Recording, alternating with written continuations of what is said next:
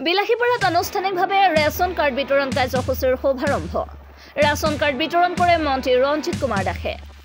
ৰাষ্ট্ৰীয় খাদ্য সুৰক্ষা আইন 2003 অধীনত ৰাজ্যজুৰি আৰম্ভ হৈছে ৰেচন কাৰ্ড বিতৰণ কাৰ্যসূচী।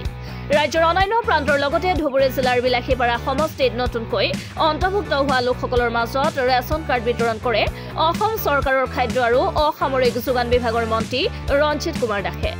উল্লেখ্য যে ৰাজ্য চৰকাৰে দৰিদ্ৰ সীমাৰেখাৰ তলৰ আৰু ইতিপূৰ্বে ৰাষ্ট্ৰীয় খাদ্য সুৰক্ষা আঁচনিৰে ঢুকি নোপোৱা ৰাজ্যৰ লাখ লাখ লোকক এই আঁচনিত অন্তৰ্ভুক্ত কৰাৰ আঁচনি গ্ৰহণ কৰিছে। সেই অনুসৰি বিলাসীপাৰা সমষ্টিৰ দৰিদ্ৰ সীমাৰেখাৰ তলৰ লোকসকলকো বিনামূলীয়াকৈ চাউল যোগান ধৰাৰ ব্যৱস্থা কৰে। মুখ্যমন্ত্ৰী ডক্টৰ হিমন্ত বিশ্ব শৰ্মাই ইতিপূৰ্বে শুভাৰম্ভ কৰা নতুন ৰেচন কাৰ্ড বিতৰণ কাৰ্যসূচীৰ অংশ হিচাপে শুকুৰবাৰে বিলাসীপাৰাতো বিতৰণ কৰে নতুন ৰেচন কাৰ্ড। বিলাসীপাৰা চহৰৰ IN একাডেমীত আয়োজন কৰা ৰেচন কাৰ্ড বিতৰণ কাৰ্যসূচীত ৰাজ্যৰ খাদ্য আৰু অসামৰিক যোগান বিভাগ মন্ত্ৰী ৰঞ্জিত কুমাৰ দাসে নতুন ৰেচন কাৰ্ড বিতৰণ কাৰ্যসূচীত অংশগ্ৰহণ কৰে। বিলাসীপাৰা যি আমাৰ সমষ্টি, এই সমষ্টিত আমি প্ৰায় 31,884 জনক আজি আমি নতুনকৈ বেনিফিচিয়াৰীসকলক আজি ৰেচন কাৰ্ডৰ জৰিয়তে অন্ন দান কৰিবলৈ আজি সুবিধা পালোঁ। আৰু অকল সেইটোৱে নহয়, তেওঁলোকে আগন্তুক দিনত আয়ুষ্মান ভাৰত বা আয়ুষ্মান অসমৰ কাৰ্ডৰ সুবিধা পাব। আৰু সৰ্বমুঠ যদি আমি জিলাখনত চাওঁ তেতিয়াহ'লে এই ধুবুৰী জিলাখনত 1,58,000 ব্যক্তি এইটো আঁচনিৰ জৰিয়তে বেনিফিট পাইছে এইটো।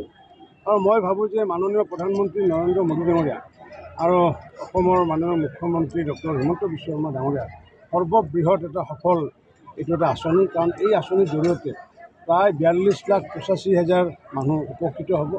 আৰু এনেকুৱাকৈ উপকৃত হোৱাৰ আগতে কোনো ধৰণৰ উদাহৰণ অসমৰ ইতিহাসত নাই, এইবাৰে প্ৰথম। আৰু এইখিনি কাম কৰিবলৈ যাওঁতে আমাৰ যি গুড গভৰ্ণমেণ্টছৰ আশ্ৰয় লোৱা হৈছিলে। কাৰণ কিয় আমি প্ৰথমতে যি ৰেচন কাৰ্ড চাৰেণ্ডাৰ কৰা, তাৰপিছত EPS যি ডিভাইচ আমি প্ৰৱৰ্তন কৰা, আৰু সেইবোৰ কৰাৰ পিছত লক্ষ লক্ষ যিসমূহ বগাছ যিসমূহ বেনিফিচিয়াৰী অৰ্থাৎ ভুৱা যিসমূহ হিতাধিকাৰী, সেই হিতাধিকাৰীসকলৰ যিহেতু আধাৰ কাৰ্ড নাই, গতিকে ভুৱা হিতাধিকাৰীসকল অট'মেটিকলি চাউল যেতিয়া আনিবলৈ যোৱা নাই, আৰু নোযোৱাৰ ফলস্বৰূপে আমি প্ৰায় আজি 42 লাখ মানুহক দিবলৈ সক্ষম হ'লোঁ। আৰু অকল এইটোৱে নহয়, আমাৰ হাতত এতিয়াও 8 লাখ তেনেকুৱাকৈ বেনিফিচিয়াৰীৰ কাৰণে আমি ৰেচন কাৰ্ড দিবলৈ আমাৰ হাতত জমা আছে। আৰু কোনোবা মানুহ যদি বঞ্চিত হৈ আছে, বঞ্চিত থকাখিনিয়ে কোনো ধৰণৰ মনত আক্ষেপ কৰিব নালাগে। তেওঁলোকে প্ৰপাৰলি যেতিয়া এপ্লাই কৰিব তেতিয়া নিশ্চিত ওপৰত পাব। আৰু আমাৰ লগত যিসমূহ হাতত ৰেচন কাৰ্ড ইতিমধ্যে আছে, এই ৰেচন কাৰ্ড থকাসকলে কাইলৈৰ পৰাই নতুনকৈ চাউলটো ল'ব পাৰিব। অৰ্থাৎ তেওঁলোকৰ চাউলটো আমি কালেক্ট কৰি পেলাই ইতিমধ্যে আমি সময়ত আমি ৰাখিছোঁ। গতিকে তেওঁলোকে কালিৰ পৰা চাউলটো ল'ব পাৰিব আৰু আয়ুষ্মান ভাৰতৰ সুবিধা তেওঁলোকে কালিৰ পৰাই পাব। বিলাসীপাৰাৰ পৰা আছৰুদ্দিন সিঙৰ ৰিপৰ্ট, এন ভিলাই।